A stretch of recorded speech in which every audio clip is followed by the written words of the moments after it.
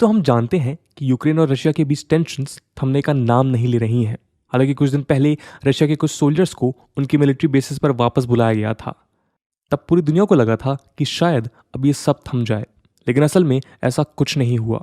उल्टा US intelligence agency के मुताबिक रशिया इस रीजन में अपने ट्रूप्स और भी ज़्यादा बढ़ा चुका है।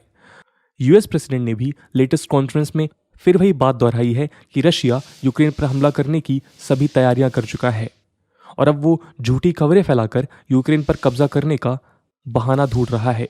दोस्तों, इसमें involve major powers in tensions को कम करने के बजाय अलग अलग देशों से उनके सपोर्ट की मांग कर रहे हैं।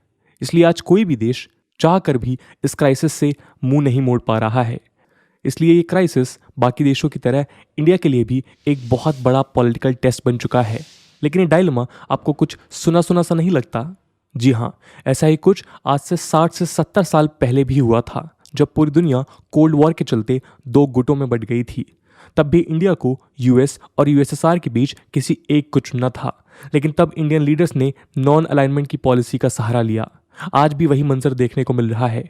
आज भी इंडिया एक बैलेंस्ड अप्रोच अपना रहा है, लेकिन कई स्ट्रेटेजिक एक्सपर्ट्स का मानना है कि यह अप्रोच इंडिया के फॉरेन पॉलिसी नैरेटिव के लिए एक बड़ा खतरा है। और वो ऐसा क्यों कह रहे हैं, ये हम आज के वीडियो में समझने की कोशिश करेंगे। तो आज के वीडियो में हम इसी क्राइसिस में इंडिया के रिस्पॉन्स को एनालाइज करेंगे और जानेंगे कि क्यों ये क्राइसिस इंडिया के लिए एक लूज लूज सिचुएशन है। तो चलिए शुरू करते हैं इस क्राइसिस में इंडिया के अभी तक के रिस्पॉन्स को समझने से। नमस्कार दोस्तों, मेरा नाम है आदर्श और स्वागत है आपका स्टडी IQ में।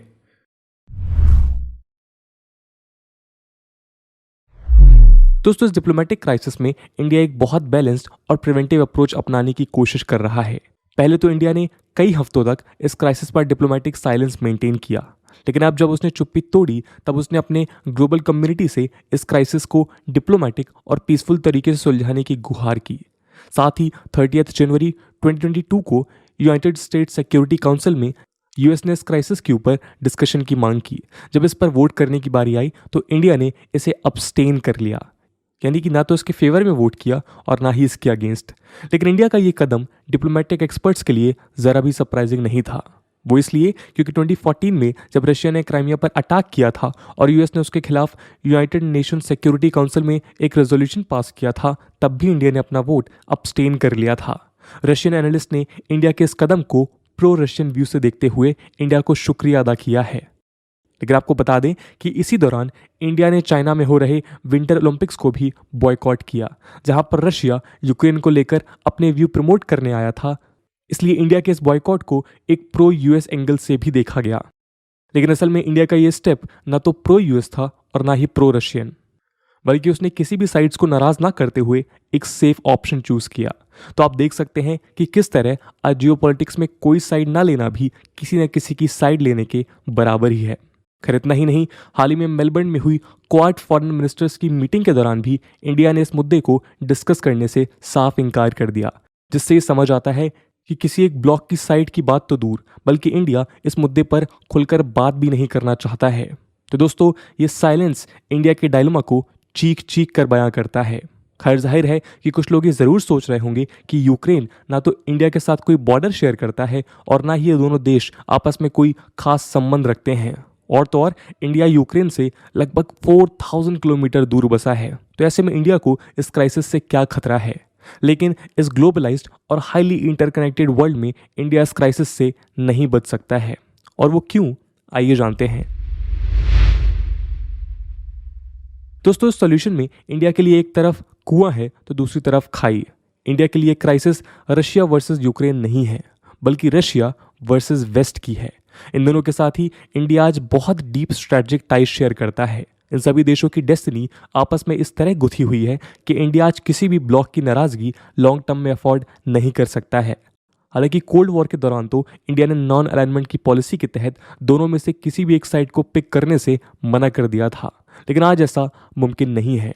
आज रशिया यूएसएसआर के कंपैरिजन में इकोनॉमिकली और मिलिटरीली बहुत वीक है। साथ ही 1991 के बाद इंडिया और यूनाइटेड स्टेट्स के संबंध पहले से बहुत बेहतर हुए हैं। आज ये दोनों देश स्ट्रैटेजिक एलाइज हैं और ये दोनों एक्टिवली इंडो पैसिफिक थिएटर में क्वाड जैसी ग्रुपिंग्स के साथ मिलकर चाइना के राइज को कंटेन कर रहे हैं। वहीं यूरोपियन यूनियन भी इंडिया का 3rd लार्जेस्ट ट्रेडिंग पार्टनर है।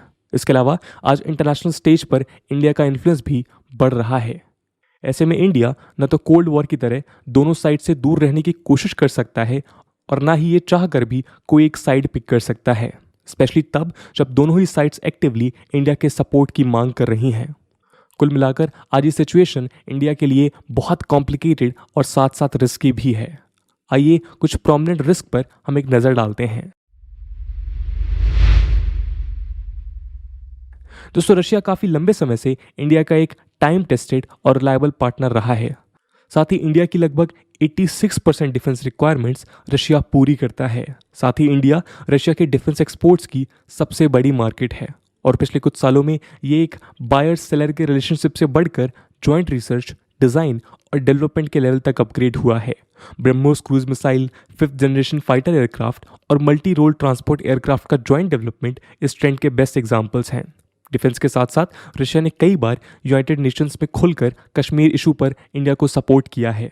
इतना ही नहीं, उसने ब्रिक्स और एससीओ जैसे चाइनीज डोमिनेटेड प्लेटफॉर्म्स पर भी इंडिया के इंटरेस्ट को सपोर्ट किया है। साथ ही रशिया यूएनएससी का एक परमानेंट मेंबर भी है, इसलिए यूएनएससी की परमानेंट सीट के एम्बिशन में रशिया का सपोर्ट इंडिया के लिए बहुत ज़्यादा क्रूशल है।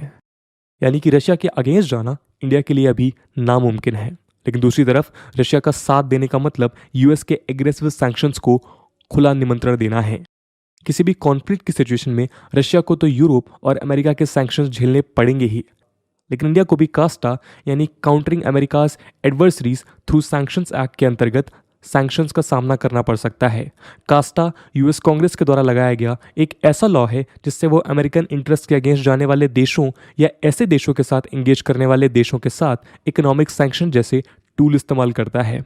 आपको बता दें कि इंडिया और रशिया के बीच अभी S-400 मिसाइल सिस्टम और AK-203 असॉल्ट राइफल्स के जॉइंट प्रोडक्शन को लेकर डील साइन हुई थी, जिसके अंतर्गत इंडिया के ऊपर कास्टा के सैंक्शंस इंपोज करने की बात की जा रही थी। तो अगर इंडिया रशिया के सपोर्ट में आता है तो इंडियन इकोनॉमी को भी इस तरह के सैंक्शंस का सामना करना होगा। इसके अलावा इंडिया ने हमेशा डेमोक्रेसी, सोवर्निटी और नॉन वायलेंस जैसे प्रिंसिपल्स को सपोर्ट किया है, और जहां वो एक तरफ चाइना के इलीगल एक्सपेंशनिस्ट एम्बिशंस को टारगेट करता आया है, वहीं दूसरी तरफ यूक्रेन के इन्वेजन को सपोर्ट करना इंडिया के मोरल ऑब्लिगेशंस के खिलाफ है। दोस्तों, अगला सबसे बड़ा चैलेंज है चाइना। इंडिया को एक